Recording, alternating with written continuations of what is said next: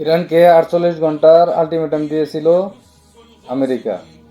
পারমাণবিক হামলার হুমকিও দিয়েছিল।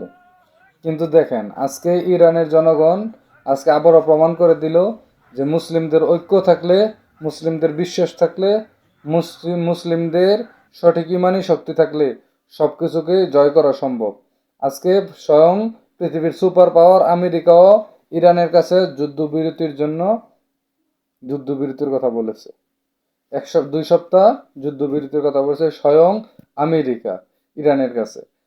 আর সমস্ত বিশ্বের মধ্যে 200 কোটি মুসলমান। আমরা এই 200 কোটি মুসলমান মিলে এক দখলদার রাষ্ট্রের বিরোধিতা করতে পারি না। আমাদের এই সাহস নাই।